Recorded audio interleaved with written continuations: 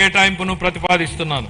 వ్యవసాయ బడ్జెట్ను సమర్పించే సందర్భంగా ఇందుకు సంబంధించినటువంటి వివరాలను మా సహచర మంత్రి గారు సభకు సమగ్రంగా తెలియజేస్తారు. పాఠశాల విద్య, ఉన్నత విద్య, నైపుణ్యాభివృద్ధి, ఉపాధి, శిక్షణ విద్యనుద్దేశించి నెల్సన్ మండేలా గారి మాటల్లో, ప్రపంచాన్ని మార్చడానికి మీరు ఉపయోగించగల అత్యంత శక్తివంతమైనటువంటి ఆయుధం విద్య.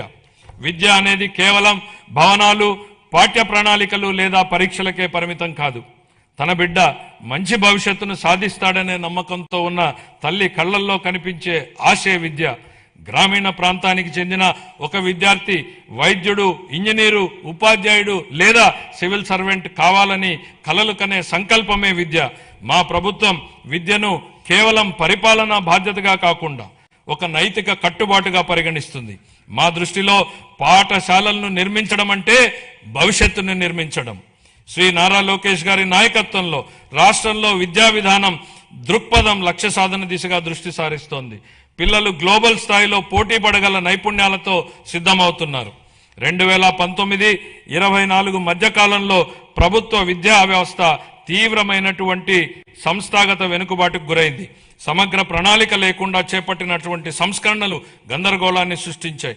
తొందరపాటు నిర్ణయంతో 1000 పాఠశాలను సిబిఎస్ఈ విధానానికి మార్చడం వల్ల సుమారు 90% మంది విద్యార్థులు ఉత్తీర్ణత కాలేకపోయారు. ఉపాధ్యాయుల సన్నద్ధత లేకపోవడంతో టోఫెల్ కార్యక్రమం విఫలమైంది. అమలు సాధ్యాసాధ్యాలు పరిగణలోకి తీసుకోకుండా నాడు ప్రతిపాదించిన ఐబీ పాఠ్య ప్రణాళికలపై ప్రజాధనం వృధా అయింది. నాడు నేడు కార్యక్రమంలో పరిపాలనా వైఫల్యం కారణంగా 7,876 కోట్ల విలువైన మౌలిక సదుపాయాల పనులు అసంపూర్తిగా మిగిలిపోయాయి. జూన్ 24 నుండి మా ప్రభుత్వం విద్యారంగంలో సమగ్ర ఫలితాలపై దృష్టి కేంద్రీకరించిన సంస్కరణలను ప్రారంభించింది.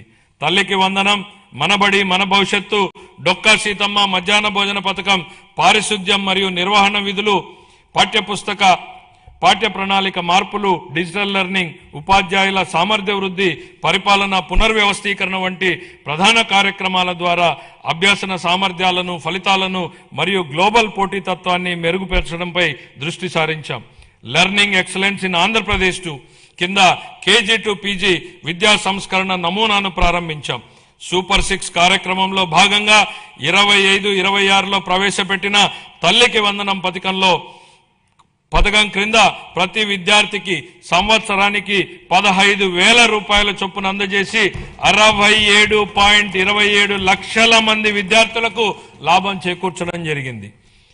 పరిపాలనా పారదర్శకతను, మెగా పేరెంట్ టీచర్ సమావేశాలు, పాఠశాల స్టార్ రేటింగ్ వ్యవస్థ, సమాజ భాగస్వామ్యం ద్వారా బలోపేతం చేశాం.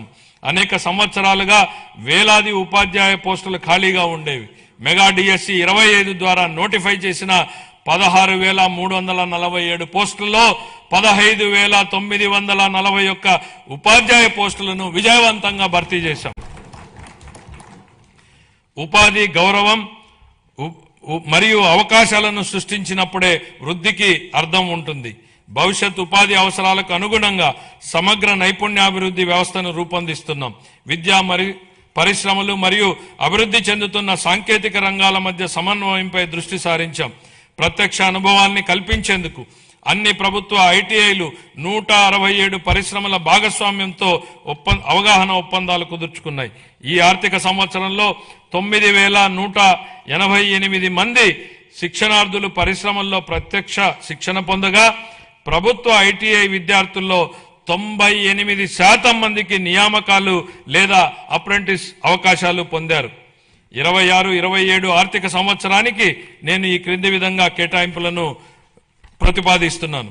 పాఠశాల విద్యాశాఖకు 32,308 కోట్ల రూపాయలు, అందులో ప్రజా పాఠశాలల మౌలిక వసతుల సమగ్రాభివృద్ధికి 1,500 కోట్లు, ఉన్నత విద్యాశాఖకు 2,567 కోట్లు, నైపుణ్యాభివృద్ధి మరియు శిక్షణ శాఖకు 1,232 కోట్లు.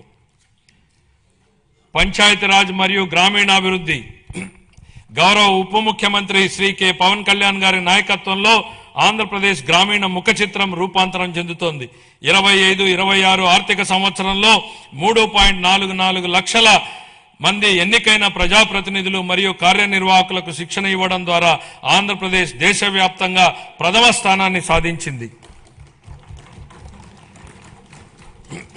ఆగస్టు 15, 2019 నుండి 24, 25 వరకు అమల్లో ఉన్న